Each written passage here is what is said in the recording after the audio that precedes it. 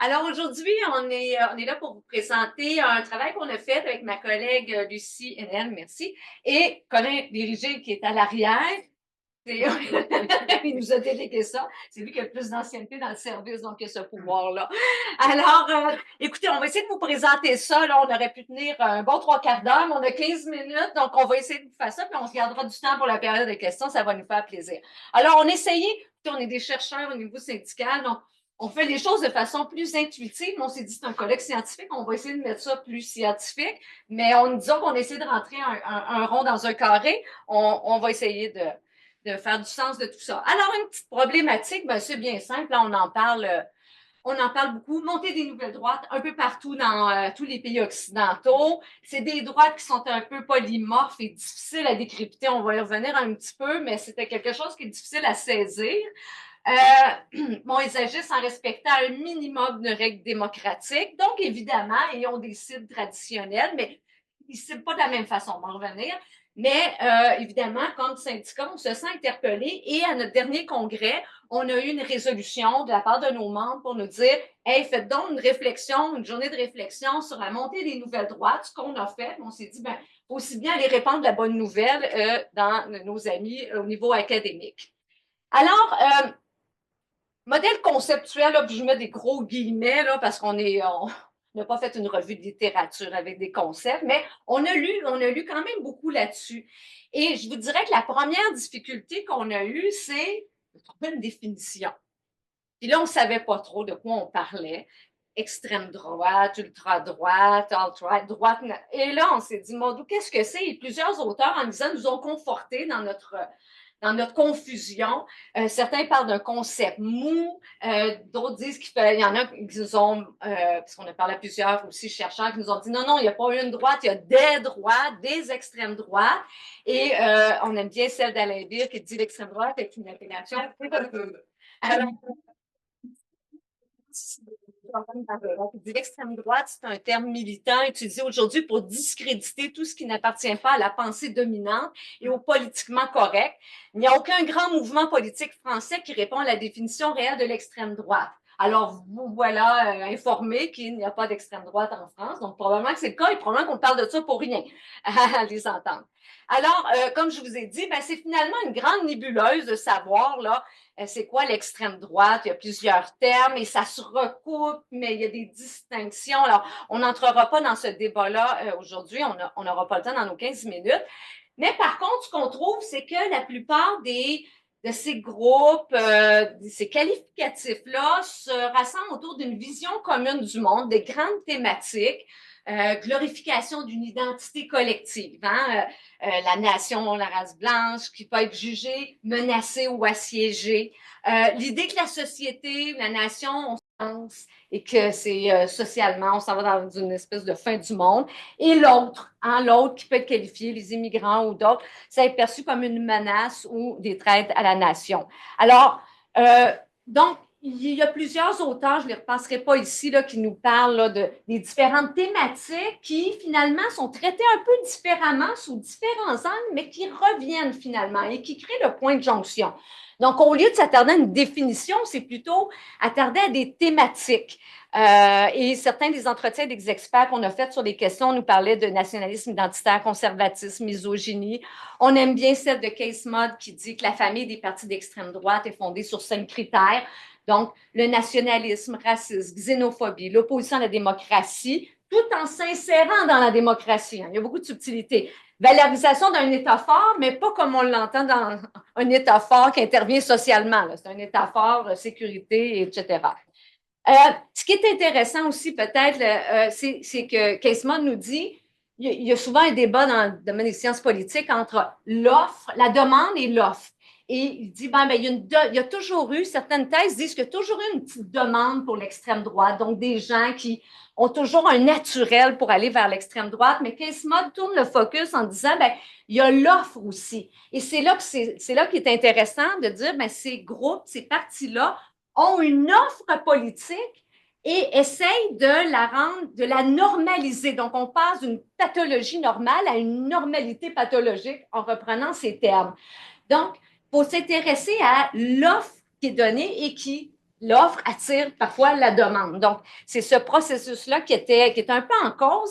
Et comment il arrive à prendre ces idées-là qui sont extrêmes et les normaliser? Ben, il y a le concept de la fenêtre d'Overton, hein, le fait qu'à un moment donné, l'opinion publique change au fil du temps, qui est modifiée parce qu'on s'aperçoit qu'il y a des idées qui sont radicales, qui deviennent à la longue, au fil d'en parler bien, avec les bons termes, en des termes acceptables, ben, ils deviennent des raisonnables, populaires et parfois des mesures politiques.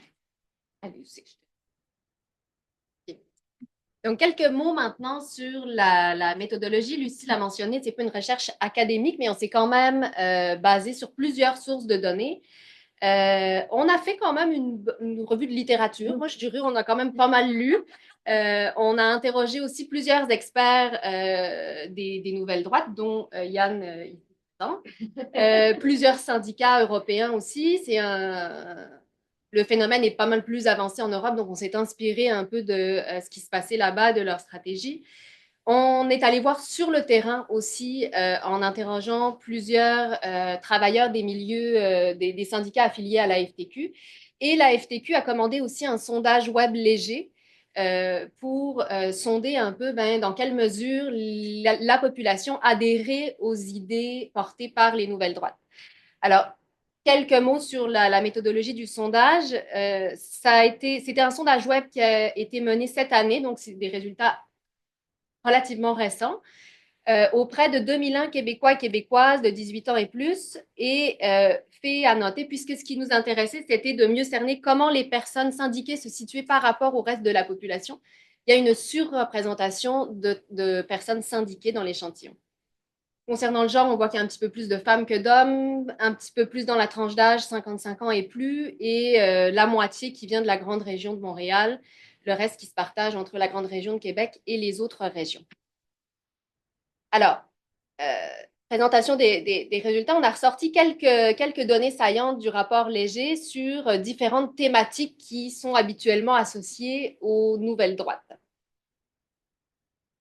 Quelques chiffres d'abord sur l'attitude envers les institutions. La bonne nouvelle, c'est que 85% des répondants au sondage estiment important de vivre dans un pays démocratique, mais il y a quand même des brèches dans la confiance envers les institutions quand on voit le pourcentage de personnes qui sont en accord et totalement en accord avec les affirmations suivantes. Donc, vous voyez, les médias sont biaisés, 47% en accord, 39% en accord avec le fait que les élites mondiales contrôlent secrètement les gouvernements, une personne sur 5 qui pense que l'immigration est organisée par les élites pour aboutir au remplacement de la population canadienne. Voter aux élections est inutile, 15%. On continue sur l'attitude envers les institutions. On voit que là aussi, même s'il y a une forte proportion de gens qui estiment important de vivre dans un pays démocratique, il y a quand même un petit penchant pour l'autoritarisme. On voit que là, il y a 37% des gens qui sont d'accord avec le fait que la répression policière est nécessaire pour faire respecter la loi et l'ordre. 16% en accord avec le fait que la violence est parfois justifiée. Donc là, vous voyez que c'est des chiffres qui sont quand même préoccupants. On continue avec un autre thème sur lequel les nouvelles droites font du chemin, le féminisme. Là aussi, plusieurs chiffres préoccupants. On voit que le combat féministe est loin d'être infini. 23% des répondants et 19% des hommes qui pensent que le féminisme est une stratégie pour permettre aux femmes de contrôler la société. Et là-dessus, sans grande surprise, là, les personnes qui ont les vues les plus réactionnaires, c'est les hommes et les votants Parti conservateur Canada et du Québec. Maintenant, un autre thème cher aux nouvelles droites, c'est l'immigration. On en parle plus dans les discours politiques et on en parle différemment. Et ça se reflète dans les perceptions des gens. Ce qui est ressorti de plus significatif, là, c'est que pour 49% des gens, l'immigration est une menace pour la langue française, 42% qui pensent que la crise du logement est principalement causée par l'immigration, 67% qui pensent que certains groupes d'immigrants ont des valeurs incompatibles avec celles du Québec. Là, c'est un chiffre qui recoupe un peu celui tout à l'heure. Là, on est vraiment dans la théorie du grand remplacement. l'immigration qui est organisée délibérément pour remplacer la population canadienne. Et sur ces enjeux-là, ce qu'on constatait, c'est que la population syndiquée se situait à peu près dans les mêmes eaux que le reste de la population. Il n'y avait pas de différence significative. Toujours sur l'immigration, avec des résultats là, qui soulèvent des préoccupations importantes sur les plans de la solidarité. On voit que pour un quart des répondants, les personnes immigrantes ne devraient pas disposer des mêmes droits que les autres citoyens. Et plus inquiétant encore, c'est que 13% des sondés et 16% des hommes pensent que les personnes issues de l'immigration devraient toutes être envoyées dans leur pays d'origine. Là, ça, c'est une idée qui est associée au concept de remigration, qui est quand même parmi les idées les plus extrêmes. Là. Sur les syndicats maintenant, ça commençait pas trop mal avec 53% de répondants qui trouvent que les syndicats contribuent de manière positive à la société québécoise. On peut aussi le voir avec le verre à moitié vide en se disant qu'il reste du chemin à faire pour convaincre l'autre moitié. Les syndicats doivent défendre l'ensemble de la société, pas seulement leurs membres, ce qui reflète en fait une vision peut-être un peu étroite de l'action syndicale qui devrait se concentrer uniquement sur la défense des membres et non pas être un acteur politique. Les états financiers des syndicats qui devraient être rendus publics. Là, on voit que c'est un bon appui pour Poilievre qui a eu de nombreuses prises de position dans ce sens-là. Les syndiqués qui devraient choisir de payer ou non leurs cotisations syndicales. Là aussi, un bon appui pour Poilievre pour éroder la formule RAND. Les lois spéciales pour mettre fin à un conflit de travail sont légitimes, 46%. Le gouvernement devrait interdire complètement le droit de grève, 15%. Donc, c'est des chiffres qui montrent qu'il y a quand même ceux envers les syndicats et sur les différentes thématiques que je viens d'aborder, qui montrent qu'il y a quand même un terreau fertile pour les idées des nouvelles droites. Maintenant, on a aussi cherché à comprendre qu'est-ce qui se passait sur les milieux de travail. Et de manière générale, ce qu'on a retenu de nos discussions, c'est qu'il y avait assez peu d'effets visibles des nouvelles droites.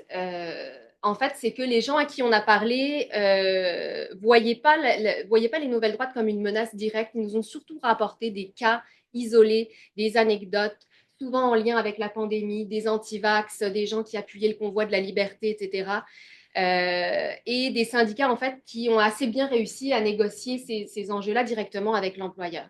En dehors de ce contexte de pandémie, les gens ne nous ont pas paru très inquiets et ce qu'on a retenu aussi, ce qu'on a constaté, c'est qu'il y avait quand même des réticences à parler de politique et pas seulement à parler de partis politiques parce qu'il y a toujours une réticence. Les gens savent que, en fait, les syndicats savent que leurs membres n'ont pas envie de se faire dire pour qui voter, mais sans même parler de partis politiques, parler d'idées politiques dans les syndicats, c'était un enjeu délicat.